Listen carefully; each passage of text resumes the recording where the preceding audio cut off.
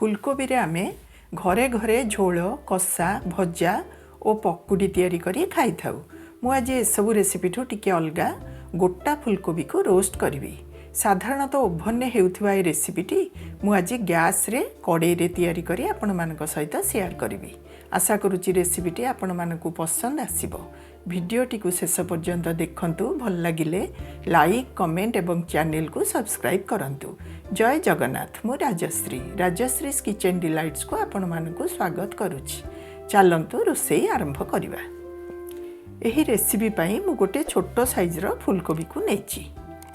जेहेतु आमे गैस रे कड़ाई रे फूलकोबी को करिबा रोस्ट, आमे मीडियम रु छोटो साइज रो गोटे फूलकोबी नेले फूलकोबी भल भाव रे रोस्ट हेई परिबो। फूलकोबी को नहीं तार डांग गुड़ी को चारिकड़ू बाहर करदबा। पछपट मुंडी को मध्य भल करी बाहर करदबा, जेमती कि तार फूलकोबी रो पाखुड़ा गुड़िक अलगा न हो जाए। फूलकोबी रो मुंडी को परिष्कार करी काढ़ी आमे फूलकोबी को भल भाव रे धोईदबा।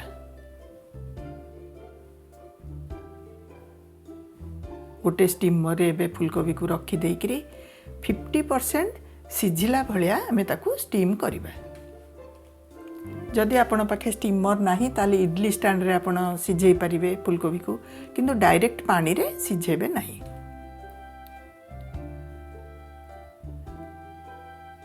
प्राय 50% हमर फूलकोबीटी सिझिगला। ताकू ठंडा करे हवा पई आमे छाडी देबा। फूलकोबीटी ठंडा हो गला। एबे ताकू मैरिनेट करिबा। खट्टा ही नथिबा 4 चमच सुखिला दही बा हंकड़ आमे नबा। एई हंकड़ को मु रातिरु नॉर्मल दही को गोटे कपड़ा रे बांधी फ्रिज रे रखी देइथिली। आपण माने राति सारा न रखले भी घंटे 2 घंटा कपड़ा रे बांधी रखी देबे। दही रु पानी बाहरी हंकड़ प्रस्तुत हो जिवो। 4 चमच दही रे आमे 2 चमच दबा फ्रेश क्रीम पकेबा।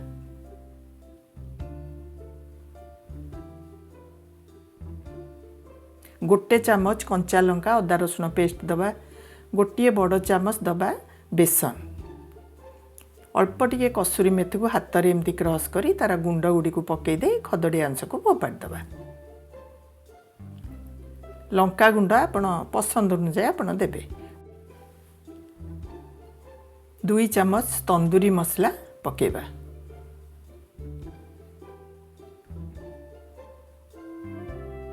अल्प टिके नाको हल्दी गुंड कलर पाई दबा। गोटे चीज स्लाइस मु आज एथिरे व्यवहार करची। मो पाखे जेहेतु चीज क्यूब नथिला, मु चीज स्लाइस को हाथ रे एमती गोल करी फ्रीजर रे कि समय रखी देई ताकू कद्दूकस रे एमती कोरिकरी पकेली। आपण पाखे यदि चीज नाही ताले गोटे चमच आपण काजू पेस्ट पकई परिबे। 2 बड़ चमच सोरिष तेल नहीं ताकू आमे गरम करदबा भल करी। आवश्यक अनुसार लुण पकई दबा।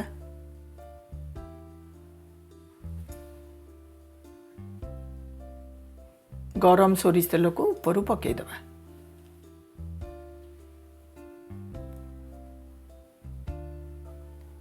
टिके ठंडा हो गला परे सबु जिनस को आमे प्रथमे भल करी मिसेई फूलकोबीर ऊपर पटे तल पटे एवं 2 पाखुड़ा भितरे भर्ती भर्ती करी पूरे फूलकोबी को पूरा कवर कर दबा।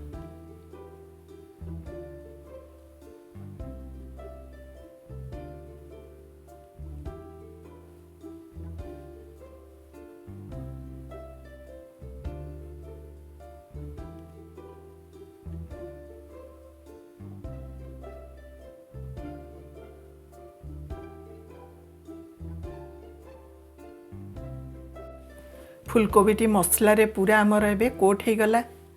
एबे ताकू कवर करी मिनिमम गोटे घंटा नहले 2-3 घंटा नहले पूरा ओवरनाइट आपण मैरिनेट करिया पे छाड़ देई परिबे। मु एमती मैरिनेट करी ओवरनाइट फ्रिज रे रखी देइथिली।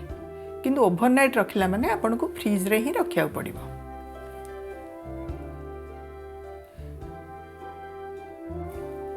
गोटे मोटा कड़ाई नहीं ताको ऑयल ले ब्रश करदबा।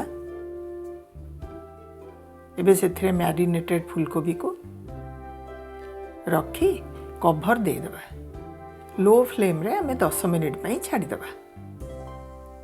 आमको यही फुलकोबी रोस्ट करिया पई गोटे मोटा कड़े नबा दरकार नहले फुलकोबीटी आमर पतला कड़े नेले फुलकोबीटी ऊपर पड़ी जिवो भितरु कंचा रही जिवो। 10 मिनिट परे आमे ताकू बहुत सावधानता सहकारे धीरे किरी उल्टई देबा।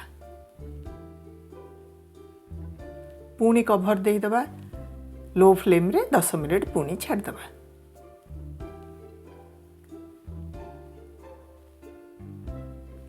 दस मिनिट परे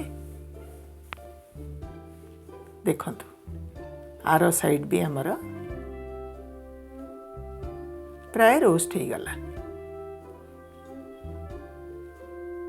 एबे खोलारे बिना कभर देकिरी आमे एपट साइड 5 रु 7 मिनिट सेपट साइड 5 रु 7 मिनिट रोस्ट करिबा।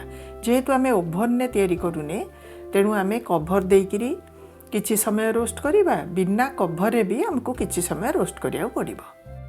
प्रस्तुत हो गला कड़ाई रे रोस्टेड गोटा फुलकोबी।